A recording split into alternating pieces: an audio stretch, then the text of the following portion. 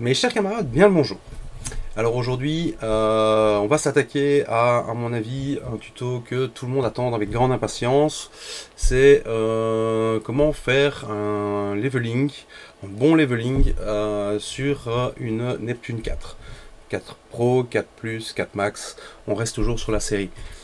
Alors, ce qu'on va faire déjà, vous pourrez aller voir le tutoriel que j'ai fait pour changer le printer.cfg, car ici, moi, la première étape, c'est d'utiliser une option qui n'est pas d'origine sur l'imprimante. Elle s'appelle, donc quand vous allez sur l'interface web, le Screw Tilt Calculate. Alors, c'est une petite option que j'ai ajoutée, qui est d'origine sur Clipper, mais j'ai mis les bonnes distances, etc. et fait en sorte que ça se déroule relativement bien. Donc, ce que va faire cette petite option de Clipper, c'est que la tête va se déplacer au-dessus de chaque vis. Alors c'est le palper qui va aller au-dessus de la vis, pas la buse, hein, donc c'est pour ça que vous risquez de penser qu'elle est décalée, mais pas du tout, vu que le palper est à l'arrière gauche de la tête. Donc l'imprimante va venir faire des mesures au-dessus de chaque vis et au centre du plateau, et ici via la console de l'imprimante, hein, hop, voilà, donc via la console qui est ici, on va pouvoir avoir le résultat des calculs et ainsi ajuster chaque vis du plateau pour essayer d'avoir déjà quelque chose d'assez proche et d'assez plat pour commencer et ne pas avoir un bed mesh qui doit rattraper des valeurs assez insensées. Donc voilà, on va se retrouver un petit peu plus proche de l'imprimante. Je vais déjà vous montrer un petit peu le menu. Alors nous voilà ici à côté de l'imprimante, un peu plus proche. Donc ce que je vais d'abord vous montrer, c'est sur l'écran, vous aurez deux modes de leveling. Donc le premier mode de leveling, ça peut se trouver à deux endroits, donc dans la partie leveling et dans la partie settings ou paramètres. Si vous allez dans paramètres et que vous prenez paramètres avancés ou advanced settings, vous avez en dernière option le leveling mode. Leveling mode, vous avez un profil standard, un mode standard et un mode professionnel. La seule différence qu'il y a entre les deux, c'est le bed mesh va être différent. Ce qui veut dire que ici, le mode standard fait 6 points par 6 points, donc 36 points de palpation. Sur le mode professionnel, hein, celui que je vais sélectionner car qui peut le plus peut le moins, ici vous allez avoir 11 points sur 11 points, ce qui veut dire 121 points au total. Donc voilà pour la petite parenthèse. Vous faites la petite, le petit sauvegarde enregistré, comme ça on sauve bien le mode et on arrive au menu principal. Ce qu'on va faire, c'est retourner sur l'interface web. Alors, sur l'interface web, pour le premier step, ce qui va se passer, c'est qu'on va utiliser la fameuse option dont je vous parlais, le Screw Tilt Calculate. Pour ça, avant toute chose, avant de lancer ceci, vous faites un home de tous les axes. Donc, c'est-à-dire aller au point d'origine. Alors, ici, on peut voir ici que j'ai déjà deux messages d'erreur. Comme quoi il ne reconnaît pas le bed mesh 6 et 11. 6 étant le bed mesh standard et 11 étant le bed mesh professionnel. C'est normal vu qu'ici l'imprimante sort de mise à jour, je viens de mettre mon printer.cfg et donc toutes les calibrations sont à faire. Donc ici ces deux messages là pour l'instant sont normaux. Alors, ce qu'on va faire maintenant c'est lancer le Screw Tilt Calculate. Le Screw Tilt Calculate va faire une palpation sur le centre et une palpation, enfin deux palpations sur chaque vis, au-dessus de chaque vis. Donc ici, pour avoir plus facile, ce qu'on va faire, c'est qu'on va passer directement et uniquement sur le mode console. Hop, voilà. Et là, on voit toutes les valeurs en Z qui sont calculées. Une fois que c'est calculé, quand on va en bas, on a une... nous avons donc des valeurs. Ces valeurs vont nous permettre d'ajuster par rapport au centre les 6 vis. Ce qui veut dire que moi ici, j'ai pris comme base le centre du plateau. Le centre du plateau qui est déjà relativement proche de 0, comme on peut le voir, on est à 0,00312 mm. Alors on peut voir que le premier, qui est celui devant à droite, ici, il me demande d'ajuster. Alors, pour ajuster, vous allez voir ici la valeur d'ajustement. Cette valeur d'ajustement, ici, comme on peut le voir, il est marqué CW. CW veut dire dans le sens horlogique et CCW dans le sens anti-horlogique. Hein, je ne montre rien, il est marqué juste au-dessus. Alors, il faut savoir qu'un tour complet de vis, hein, donc de l'écrou, équivaut à 1h20. Ce qui veut dire qu'en gros, vous avez 80 minutes, c'est l'équivalent d'un seul tour. Donc moi ici, je vois que je dois faire une rotation de la première vis de 9 minutes dans le sens horlogique. Donc voilà.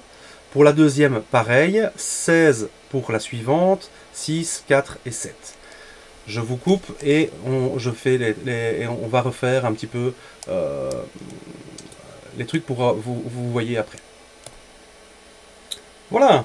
Moi ici, je me retrouve avec des valeurs qui sont assez correctes. Hein. Il ne faut pas oublier que bon, les 2 minutes et 1 minute qui restent, on est sur 0,01. On est donc à 10 microns de précision. Je pense que, sachant que la hauteur de couche minimum, en général, c'est du 0,12 et la première couche est de toute façon en 0,2 mm. On a quelque chose de relativement plat. Donc voilà, maintenant ce qu'on va faire, c'est qu'on va se retrouver sur l'écran Leveling. Hein, hop, je vais agrandir la fenêtre ici. Voilà. Hop, vous avez donc la partie Leveling. On fait confirmer.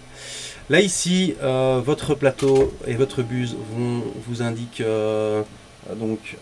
les températures que moi j'avais déjà préchauffé. Il y a donc un retour au 0 et il demande d'attendre. On arrive directement sur le menu, d'accord. Donc là il va faire une première palpation et ici on voit que notre Z offset est à 0. La première chose qu'on va faire, c'est que on va régler ce Z offset. Donc on va utiliser les petites flèches blanches, hein, donc je vais le poser. On va prendre une petite feuille de papier et on va positionner ici la feuille pour avoir une certaine résistance. Donc ce que je vais faire, c'est que je vais descendre ici mon Z, je vais le régler pour avoir quelque chose de le plus hop.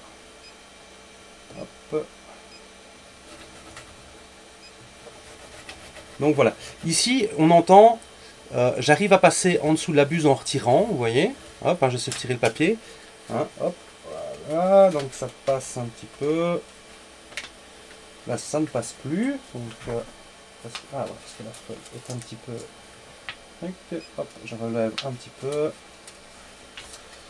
voilà, donc le but ici est d'arriver à avoir quelque chose où je sais passer sous la buse et on entend que le papier gratte. Je sais le bouger facilement et ça gratte. Donc là ici j'ai un Z offset qui est très bien. Donc ce que je vais faire, c'est que ici on voit, hein, donc je suis sur une Neptune 4 Plus.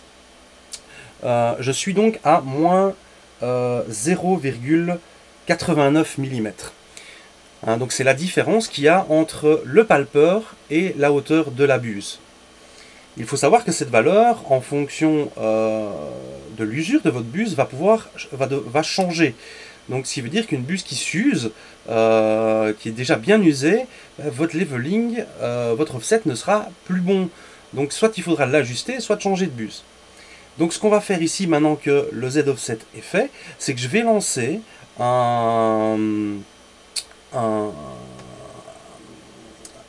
un bed leveling automatique. Je n'ai plus pas besoin de faire le auxiliaire. Pourquoi? Parce qu'on a fait le screw tilt calculate juste avant. Donc ça remplace cette partie-là et on est beaucoup plus précis qu'avec une feuille de papier. Donc voilà, là je vais donc lancer et confirmer le bed leveling. Et vu que j'ai pris le professionnel et que c'est 121 points, je vous épargne les 121 points de palpation. A tout de suite. Alors voilà, les 121 points de palpation sont terminés. J'ai un petit message qui me demande de confirmer, de bien régler le Z offset. Je confirme. Ici, on va voir que j'ai toutes les valeurs qui sont affichées ici. J'ai mon Z offset. On peut voir que sur l'interface web, c'est pour ça que je vous dis que c'est toujours super intéressant d'avoir l'interface web sur le côté, c'est que ici, on voit que le bed mesh a été sauvé en profil 11, qu'il y a une sauvegarde qui a été faite. Par acquis de conscience, ce qu'on va faire, c'est qu'on va encore appuyer sur la petite disquette d'enregistrement. On va confirmer. Et ici, on voit que sur l'interface web, les ventilateurs se sont coupés de l'imprimante, mais on voit que Clipper redémarre et que donc nous avons sauvegardé notre bed leveling. Donc voilà, ici on a notre bed leveling qui est fait. Sur 121 points, on va pouvoir voir que dans la partie réglage, hop, je vais diminuer ici, dans votre partie réglage, vous avez donc votre bed mesh qui a été fait. Ok, ici on pourrait croire que ce n'est pas super plat, etc. Il faut quand même savoir que la différence entre ce qui devrait être rouge et ce qui devrait être bleu, ici, elle est de 0,1 mm. Donc, vu que ici on voit que c'est 0,15 pour le point le plus haut et 0,25 pour le point le plus bas. Donc ici on a moins de 0,1 mm. Donc en toute logique, ça devrait être assez bon. Maintenant, une chose à savoir aussi et que je fais d'office, c'est que sur votre imprimante, sur votre premier print, il y aura deux choses à faire. C'est que lorsque vous lancez une première impression, vous vérifiez que votre première couche est bien réglée. Vous vous mettez dans la partie ajustement de votre menu imprimante et vous jouez légèrement avec le Z offset afin de l'ajuster en temps réel. Moi je fais toujours ça et une fois que ça a été fait sur les premiers prints, il n'y a plus besoin de le faire en général. Ce qui est intéressant aussi de faire, c'est que si vous voyez que vous avez un print plus grand et qu'à des endroits, sur les côtés, effectivement, ça ne tient pas bien, moi ce que je fais, c'est que j'imprime des petits carrés sur les côtés, par exemple, au-dessus de chaque vis.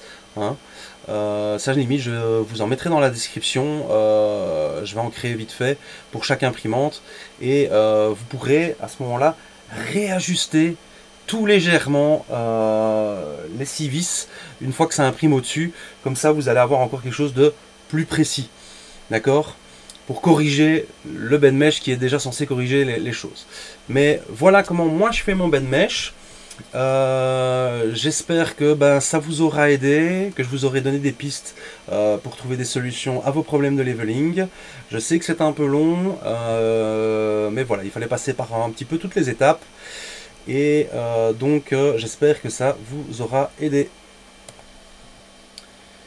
Donc ici, petit mot de la fin, une fois que maintenant qu'on a vu un petit peu toutes les étapes pour faire le bed leveling des Neptunes, c'est comme ça que moi je le fais. C'est pas pour ça que c'est la meilleure méthode, c'est pas pour ça qu'il n'y a pas d'autres méthodes qui fonctionnent tout aussi bien. C'est comme ça que moi je le fais, pour moi ça fonctionne bien. Maintenant, si vous avez d'autres méthodes et que ça fonctionne, j'en disconviens pas. Il y a sûrement peut-être des méthodes meilleures, moins bonnes. Moi je vous explique comment moi je fais. Donc voilà, j'espère que ça aura aidé. Et donc je vous retrouve pour un prochain tutoriel. Je ne sais pas encore lequel je vais faire ensuite, mais je suis sûr que je vais avoir vite des idées. Donc, longue vie et prospérité, que la force du print soit avec vous. Et bon leveling.